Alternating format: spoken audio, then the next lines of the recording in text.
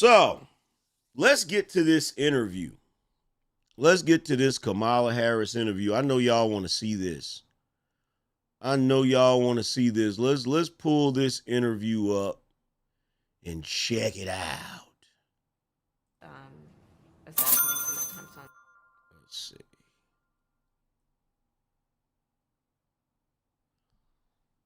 See if we can pull this up and get it right.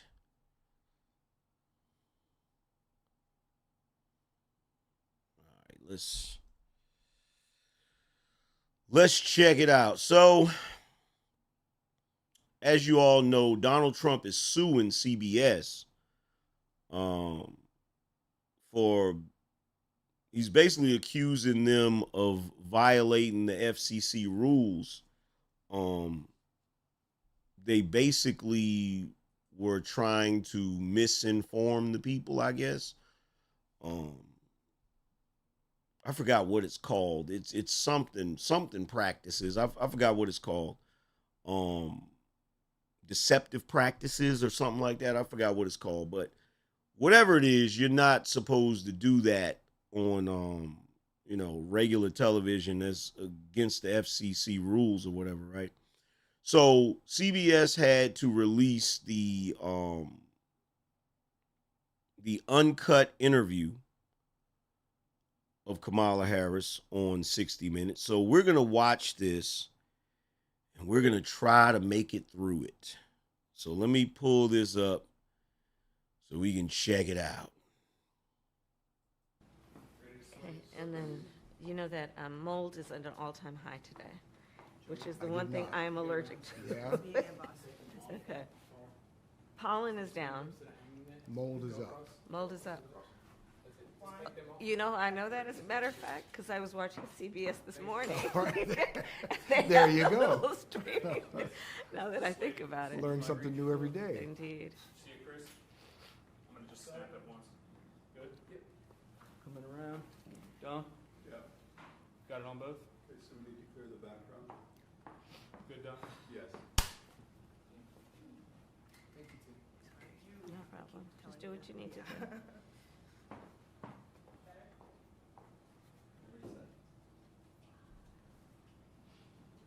Oh, ain't that interesting?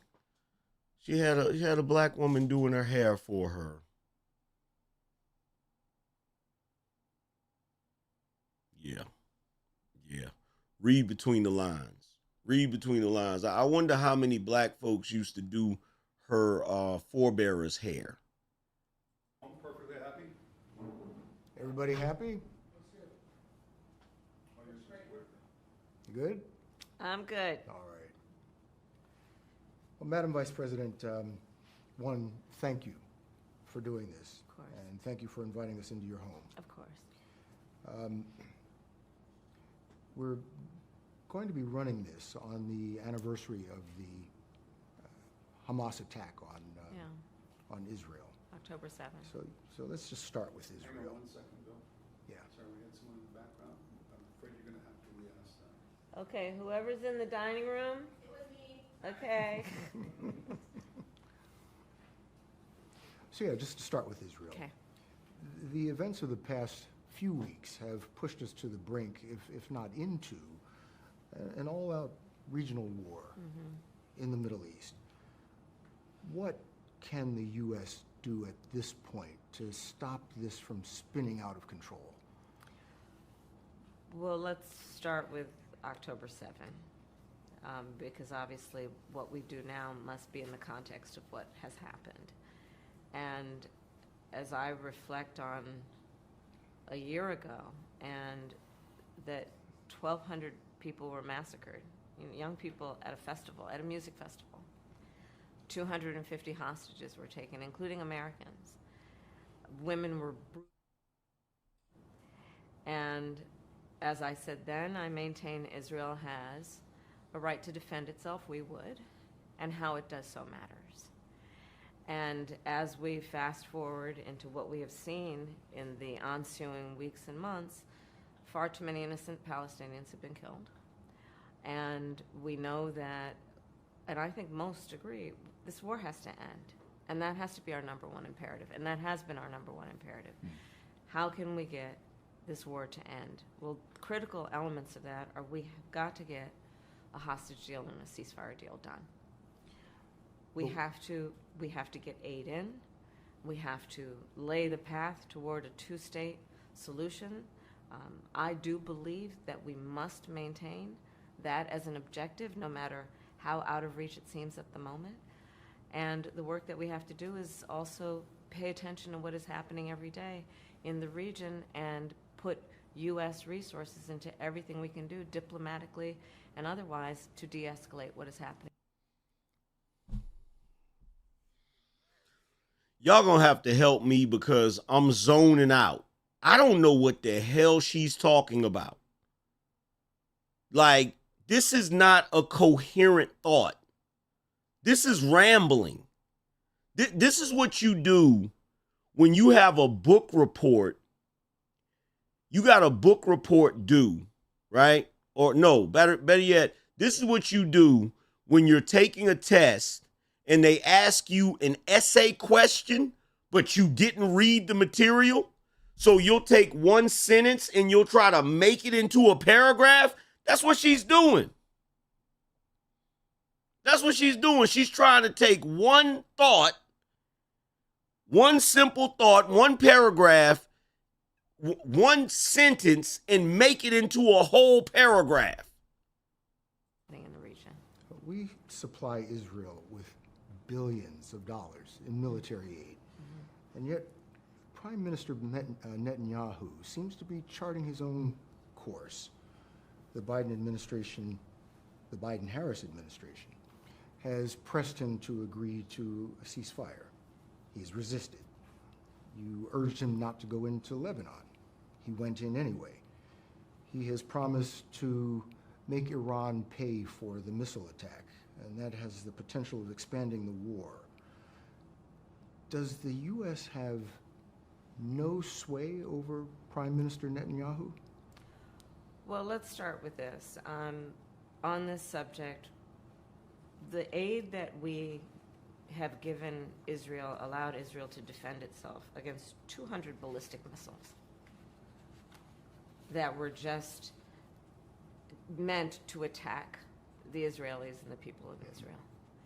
And I think that is the most recent example of why what we do to assist in their defense around military aid is important. And when we think about the threat that Hamas, Hezbollah presents, Iran, I think that it is without any question our imperative to do what we can to allow Israel to defend itself against those kinds of attacks. Now, the work that we do diplomatically with the leadership of Israel is an ongoing pursuit around making clear our principles, which include the need for humanitarian aid, the need for this war to end, the need for a deal to be done which would release the hostages and create a ceasefire. And we're not going to stop in terms of putting that pressure on Israel and in the region, including with other leaders in the region, including Arab leaders. But it seems that Prime Minister Netanyahu is not listening. The Wall Street Journal said that that your administration has repeatedly been blindsided by Netanyahu. And in fact, he has rebuffed just about all of your administration's entreaties. Well, Bill,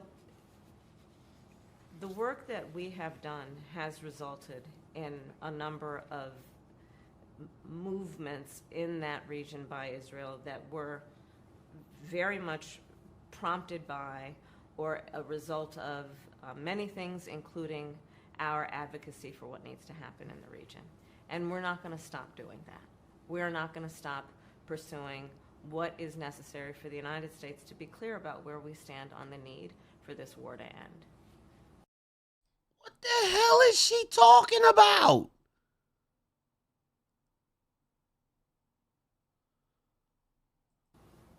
Just one last. Do we have a real close ally in Prime Minister Netanyahu? I think, with all due respect, the better question is, do we have an important alliance between the American people and the Israeli people? And the answer to that question is yes. And we are going to do what is important to support whatever leadership is in Israel that is defending the security of the state of Israel. Let's shift gears here. Most basic of questions. Why do you want to be President of the United States?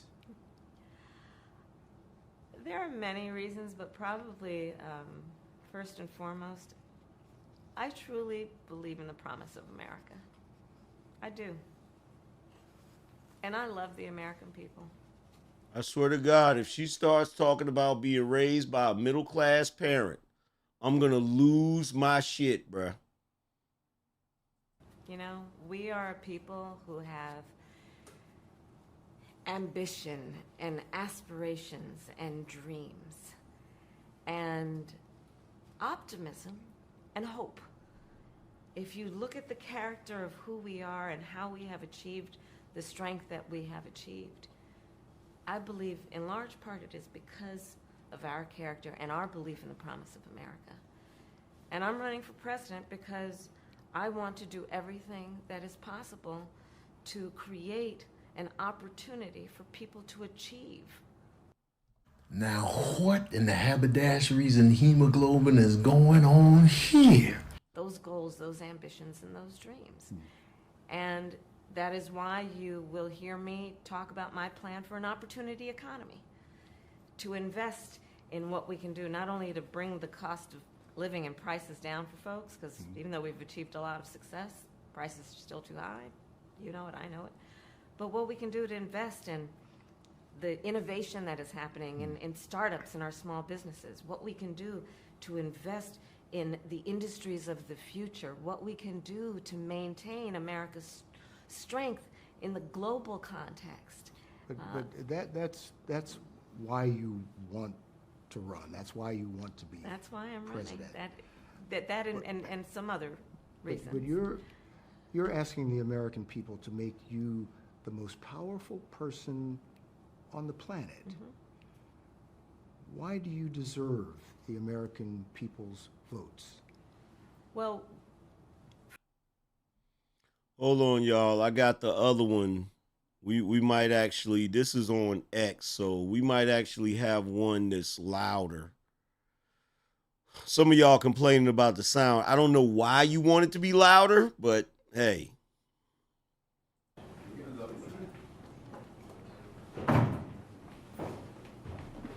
coming through. Okay, hi everyone. Well, welcome to Mikasa. Oh, thank you. Hi. Hello again, Madam How are Vice you? President. How Good are to see you, today? Bill. Very well. Thank you. good. Very Thank well. you The work that we have done has resulted in a number of movements in that region by Israel that were I like this angle better because I wanted to see his face when she's answering these questions, bro. leaders in the region, including Arab leaders. But it seems that Prime Minister Netanyahu is not listening. The Wall Street Journal said that that your administration has repeatedly been blindsided by Netanyahu. And in fact, he has rebuffed just about all of your administration's entreaties. Well, Bill, the work that we have done has resulted in a number of movements in that region by Israel that were very much prompted by or a result of many things, including our advocacy for what needs to happen in the region. And we're not going to stop doing that. We're not going to stop pursuing what is necessary for the United States to be clear about where we stand on the need for this war to end. Look at the look on his face, bro.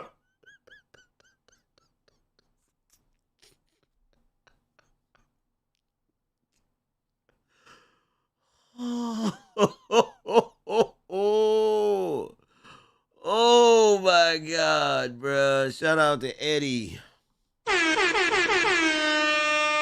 Shout Shout out to Big Mike. He said, did you notice in the Democrat press conference where they were moaning and whining, there was nothing but Negro bed winches that serves Matt. Ugh. Yo, shout out to Coach JP. He said she sound AI generated. Yo, shout out to One Eyed One. Appreciate you. He said, hold on. He said, had to give something for this awesome show. Shout out to Roy. Roy said, I'm so glad that gang goofy heifer lost. You and me both, man. Shout out to Coach JP. Said his face is like we are all gonna cease to exist. Oh my God. Shout out to the Lucid Experience. He said, does she look like a woman with a plan? You know what she is. She's a dog chasing cars. She wouldn't know what to do if she got one. She just does things. I have plans. The Dems have plans. Biden has plans. We're schemers. Shout out to Mr. Lone Star. Said, I've heard bums make more sense justify why I should give them $20 than this. Oh, Just one last, do we have a real close ally in Prime Minister Netanyahu? I think, with all due respect, the better question is, do we have an important alliance between the American people and the Israeli people? And the answer to that question is yes. And we are going to do what is important to support whatever leadership is in Israel that is defending the security of the state of Israel. Let's shift gears here. Most basic of questions. Y'all know why he said let's shift gears here. Because she wasn't answering the questions. She wasn't answering, like, look, in order for an interview to be a good interview, the interviewer is going to ask you questions, and when you give them a legitimate answer, it gives them the ability to follow up with follow-up questions. But if you don't, like, he basically was asking her the same question at least 3 damn times, and she gave a freaking word salad answer each time. So he's like, okay, let's shift gears. Let me just ask you some random shit. Why do you want to be President of the United States? And I don't think they've ever asked, you know something, I'm gonna tell you some real shit, bro. The meme that they made of him being like a professor and her being like a little kid made perfect sense. Have you ever heard an interviewer ask a presidential candidate, why do you want to be president? Have you ever heard that? In the history of history, have you ever heard an interviewer, a reporter, ask a presidential candidate, so why do you want to be president, little girl? Like, what?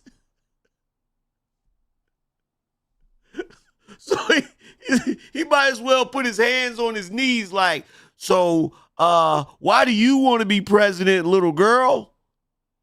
You do? That's awesome.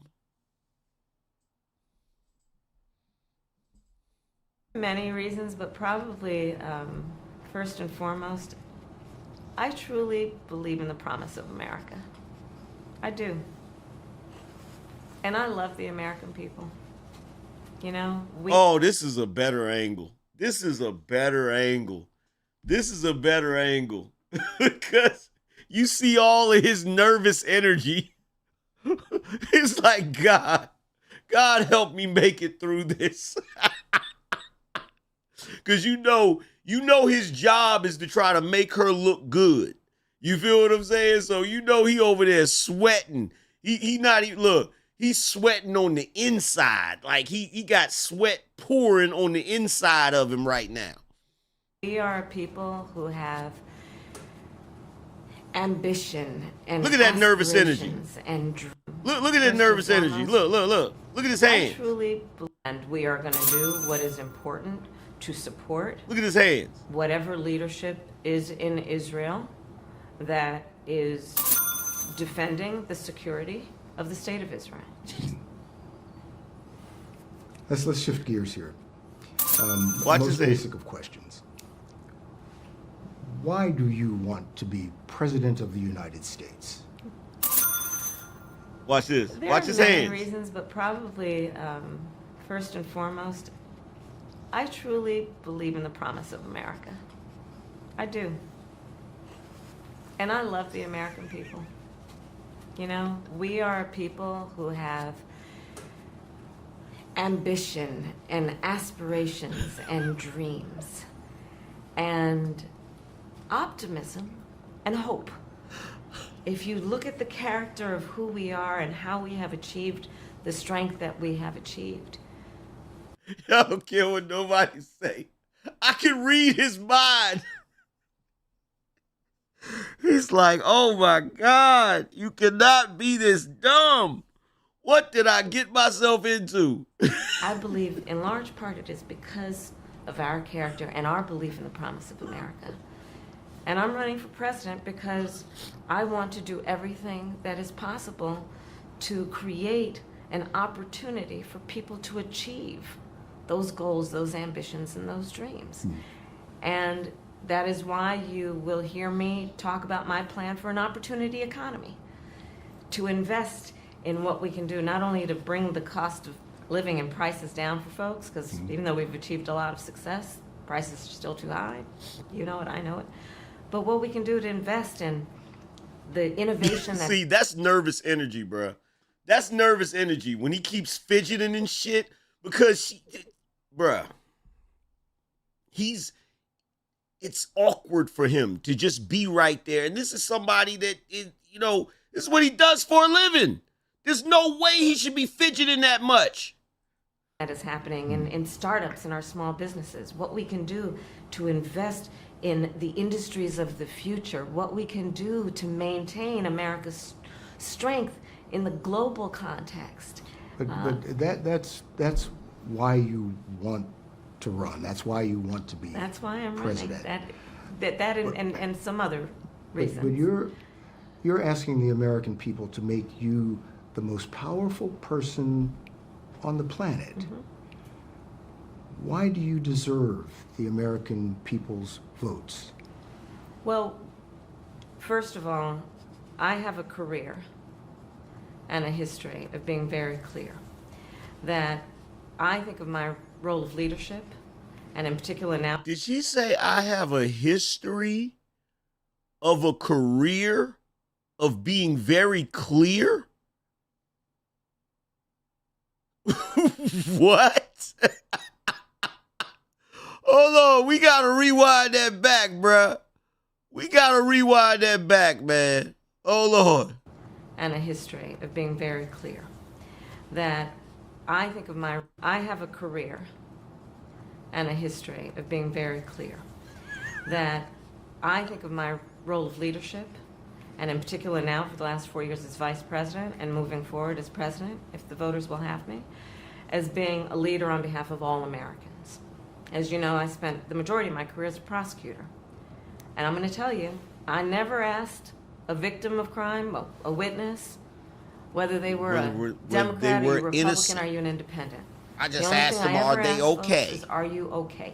Ha! And I believe that America deserves a... She said it so many times, I can repeat all of her freaking talking points. Every go-to talking point. I never asked the client whether they were a Republican or a Democrat. I would just always ask them, are you okay? Like, shut up lying.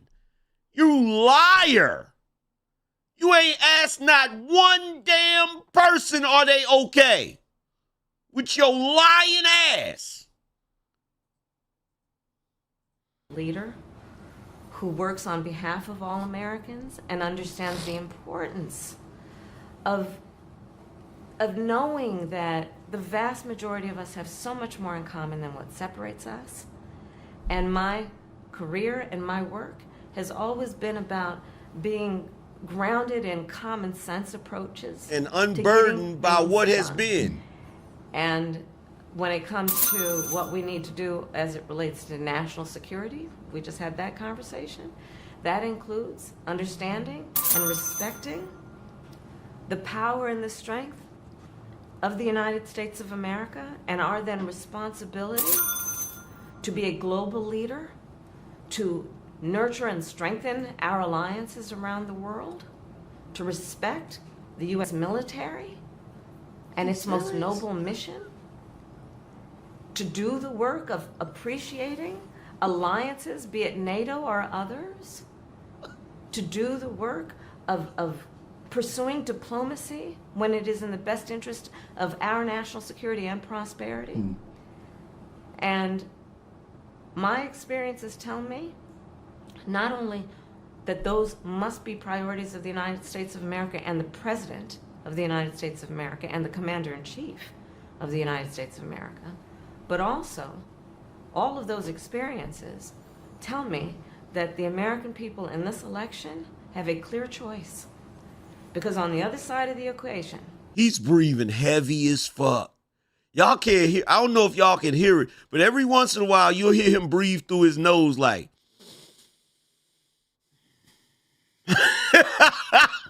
we are looking at the former president, Donald Trump, who has shown himself to be, when he was a commander-in-chief, someone who gave away America's standing in terms of our principles of standing up to dictators and autocrats. You see how he compliments Putin even today. Someone who was prepared to walk away from our alliances. NATO is the strongest military alliance the world has ever known. I'm about to slide out this chair, We bruh. have seen someone in Donald Trump who openly criticizes the United No States wonder they military, men and edited women this shit, bruh. who are No wonder they edited this shit, bruh. Oh my God. Woo. prepared to, at great sacrifice, serve our country and defend the This is a record for a run-on sentence. What is she talking about? principles upon which we were founded. He calls them suckers and losers. But Madam Vice President, a quarter of registered voters still say they don't know you. They don't know what makes you tick. And why do you think that is? I mean, you have been vice president for almost 4 years. You've been on the national scene for longer. What's the disconnect? It's an election bill. And I take it seriously that I have to earn everyone's vote. And that's why I'm traveling our country. I've seen you in a few states in the last couple of days. I am talking with folks where they live. I am listening to folks and working to earn the vote of every American. This is an election for President of the United States. No one should be able to take for granted that they can just declare themselves a candidate and automatically receive support. You have to earn it. And that's what I intend to do. Let me tell you what your critics and the columnists say. Okay. They say that the reason so many voters don't know you is that you have changed your position on so many things. You were against fracking, now you're for it. You supported looser immigration policies, now you're tightening them up. You were for Medicare for all, now you're not. So many that people don't truly know what you believe or what you stand for. And I know you've heard that. So let's be clear. First of all, a lot of the positions that you were talking about have been discussed and dispensed with in 2020, 4 years ago. But let me be clear on something. In the last 4 years, I have been Vice President of the United States. Not a senator from a particular state, not coming from a particular state, but Vice President of the United States of America. And I have been traveling our country, and I have been listening to folks and seeking what is possible in terms of common ground, common sense solutions, building consensus. And that is why I have taken the positions that I take. Not dispensing with my values, but understanding we have to, a real leader has to find consensus. So for example, on the issue of fracking, I've been very clear since 2020. I will not end fracking. I did not as Vice President. In fact, as Vice President of the United States, I cast the decisive vote. I broke the tie in Congress that now allows more leases for fracking.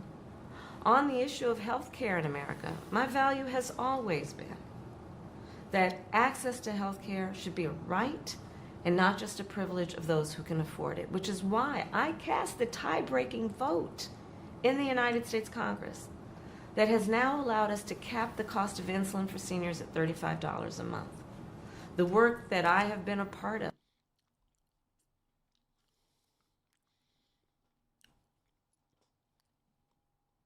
I want you to think about how you feel right now, listening to this bullshit.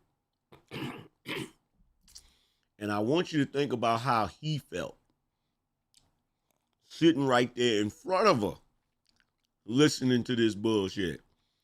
I guarantee you, he got a bead of sweat running down his back to the crack of his ass. I guarantee you. You know that nervous feeling you get when you just want to go? You just want to get up and leave? But you know he can't. You know he can't. He got to sit there and take it. You feel me? It's like staring into the face of Medusa and not turning to stone. And helped lead about capping the cost of prescription medication for our seniors at $2,000 a year. All born out of my belief that we need to bring the price of medication down because it has been too expensive for too many people to the point that they couldn't even afford to fill their prescription. That's why I've been a huge advocate for what we have accomplished finally to allow Medicare to negotiate drug prices on behalf of the American people. You have said that your values haven't changed, but your positions have. And I think people want to know, is this evolution or, as your critics say, opportunism? I think that we should understand the importance of a leader building consensus. I believe in building consensus. And I believe in finding a way that the American people, and we are a diverse people, geographically, regionally, based on whether it be urban, rural, agricultural, we are a diverse people in terms of where we are in our backgrounds. And what the American people do want is that we have leaders who can build consensus, where we can. I just gotta say for the record,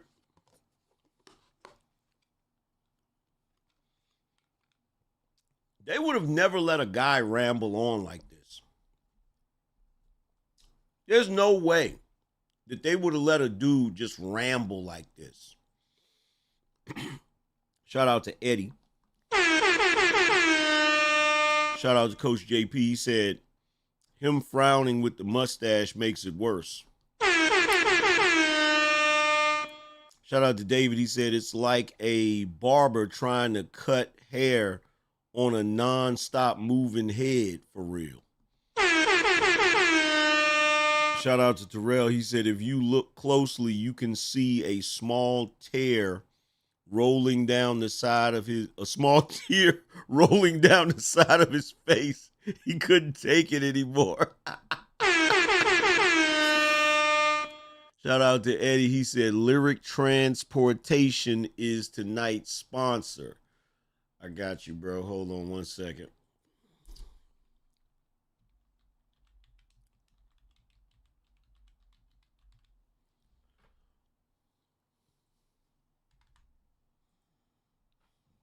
Here we go again.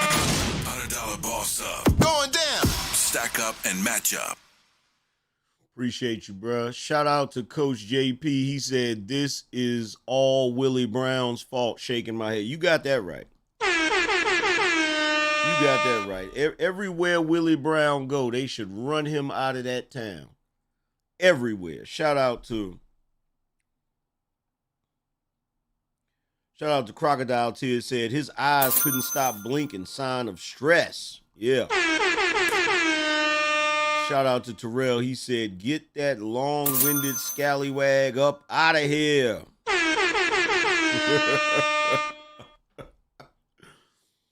Figure out compromise and understand it's not a bad thing, as long as you don't compromise your values, to find common sense solutions. And that has been my approach. Let's move on to the economy. As you were saying, well, first of all, the economy and inflation, those are the primary concerns of the American voters this election year.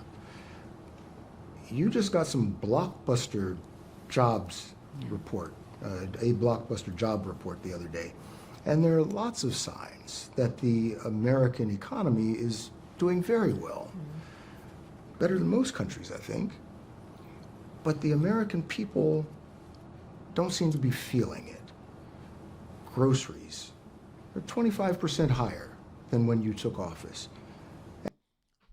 Don't you find it ironic that the economy that was doing so well under them last year, all of a sudden they claim isn't doing well under Trump? Don't y'all find that interesting? And people are blaming you and Joe Biden for that. Are they wrong? So you are correct that under our leadership, the United States of America has recovered and is stronger than any other so-called developed nation in the world, in particular after... Ooh, she said stronger than any other so-called developed nation. The crisis that was the pandemic. And understand, we came into office facing a disaster in large part because of the mismanagement of the former president, Donald Trump, where the economy... How the hell you gonna blame Trump for the pandemic? Oh, I forgot. Through USAID, y'all actually paid for that research, so makes sense why you blaming them for it. It was in a slump. People were dying by the hundreds. It was a real crisis. But because of our approach and our work, we now have historic low unemployment in America among all groups of people. We now have an economy that is thriving by all macroeconomic measures. We have recovered in a way that we have created almost 800,000 new manufacturing jobs. We have created over 16 million new jobs as a whole. And to your point, prices are still too high. And I know that, and we need to deal with it, which is why part of my plan, you mentioned groceries. Part of my plan is what we must do to bring down the price of groceries. I'm taking on an issue I've taken on before as Attorney General, the issue of price gouging, which is not all, but some corporations and businesses that take advantage of a crisis and jack prices up, making the cost of groceries and other everyday essentials too expensive for the American people. I'm taking on the issue of housing. It's a big issue in our country. It's too expensive. There were generations before us that believed they could achieve the American dream, which included home ownership. Now I travel our country. I talk to young people every day. And they are so concerned they'll never be able to afford to buy a home or even start a family because of the cost of housing. So part of my plan is to put the resources into partnering with builders and developers to create incentives for them to build 3 million new homes by the end of my first term. And my plan includes giving first-time home buyers a $25,000 down payment assistance so they can just get their... What the hell difference would it make if you built a bunch of new homes if you're simply going to allow multinational corporations to buy all of the damn houses and then rent them to everybody. That's the part she leaves out. Foot in the door. Well, let's talk about that. You want to expand the child tax credit. Yes, I do. You want to give tax breaks to first-time home buyers. Yes, And people starting small businesses. correct. But it is estimated by the Nonpartisan Committee for Responsible Federal Budget that your economic plan would add $3 trillion to the federal deficit over the next decade. How are you going to pay for that? Okay, so the other economists that have reviewed my plan versus my opponent, because this is an election and there are two choices. Everyone from Goldman Sachs to Moody's to 16 Nobel laureates. So on the first point, comparing my economic plan to Donald Trump's economic plan, That's not what he asked you. That's not what he asked you. He said economists say that your idea will add $3 trillion to the deficit. And you think you slick how you dip that by trying to say, well, my economists say that my program will be better than Donald Trump's. Still doesn't answer the question whether or not it's going to add $3 trillion to the deficit. they have reviewed it and determined that my economic plan would strengthen America's economy, his would weaken it. 16 Nobel laureates, Moody's, others, have determined after reviewing what Donald Trump is proposing that he would induce inflation, increase inflation, and bring about a recession by the middle of next year. But My plan, Bill, if you don't mind, my plan is about saying that when you invest in small businesses, you invest in the middle class, and you strengthen America's economy. Small businesses are part of the backbone of America's economy. But pardon me, Madam Vice President, the question was, how are you going to pay for it? Well, one of the things is I'm going to make sure that the richest among us who can afford it pay their fair share in taxes. Listen, again, my opponent, when he was president, issued a tax cut for people like himself, billionaires and the biggest corporations. My perspective is everybody needs to pay their fair share. It is not right that teachers and nurses and firefighters are paying a higher tax rate than billionaires and the biggest corporations. They're not. You're a liar. You're a lying ass. That is one of the biggest lies that they kept saying over and over again. A damn teacher is not paying a higher tax rate than a damn billionaire. She's bugging. She's smoking something right now. Corporations. But- And I plan on making that fair. But we're dealing with the real world here. But the real world includes How are you going to get this through Congress?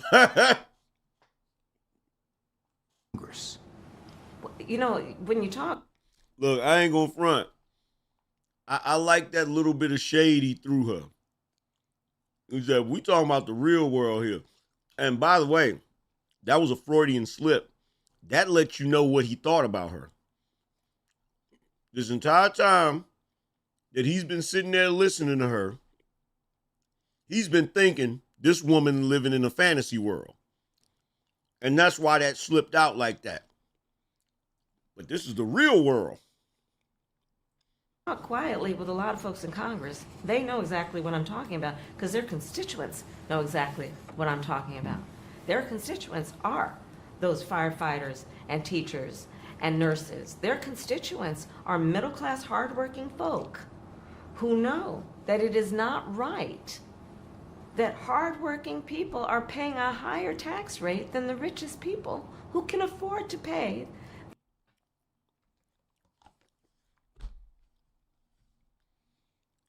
why is she making the assumption that just because somebody's rich doesn't mean they work hard?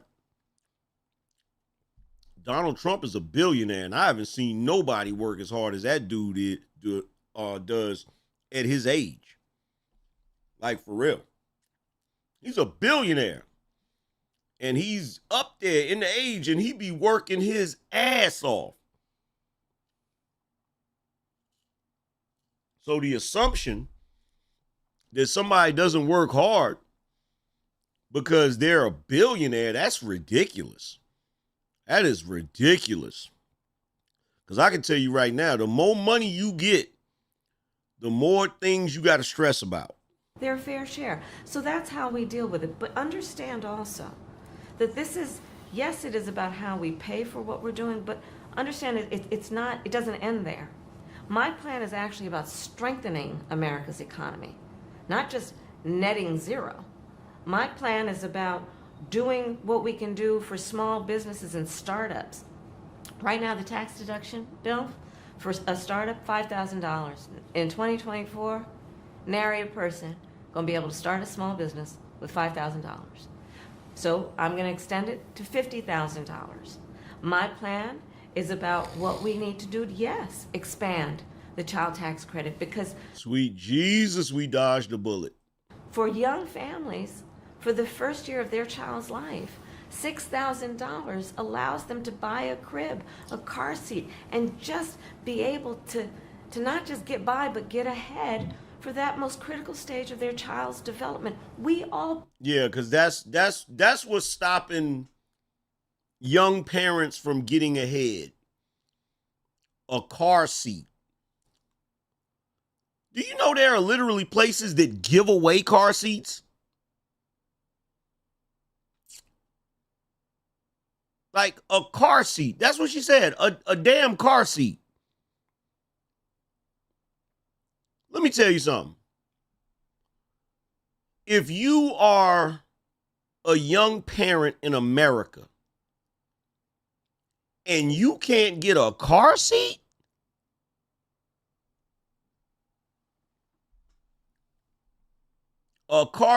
and a crib. Let me tell you something. Those are the two things that people will give you faster than anything. In fact, when a woman gets pregnant, the first thing everybody says is, so what do you need? Where are you registered at? Like, what are we talking about? benefit from that. We all benefit from that. I understand, but that sounds great. It does. It all sounds good, but the reality is these tax cuts have been in place for years. They're about to expire. Yes, and Congress has shown no inclination to move in your direction. I disagree with you. There are plenty of leaders in Congress who understand and know that the Trump tax cuts blew up our federal deficit and care about the deficit in a way that they know. We must address it by making sure that our tax policy reflects fairness and, again, understand none of us, and certainly I cannot afford to be myopic in terms of how I think about strengthening America's economy. And that has to include, where are we investing? This could have been a 20-minute interview, y'all. You know that? This could have been a 20-minute interview.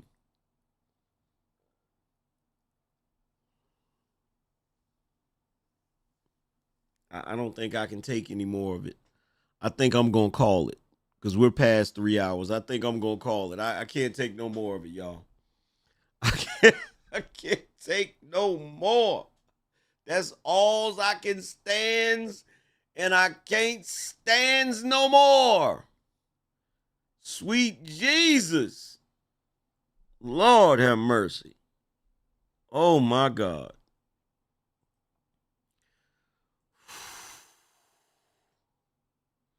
Thank the Almighty.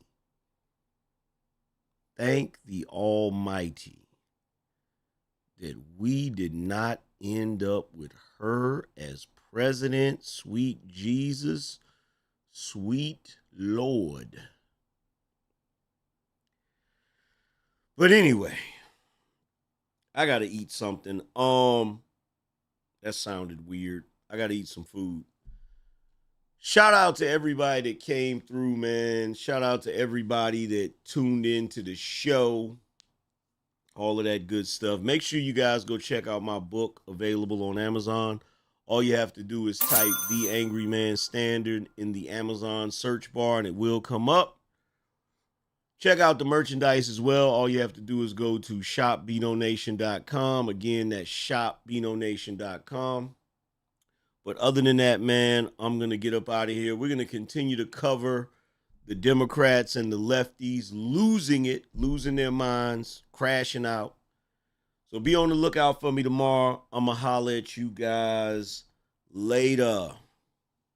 Deuces.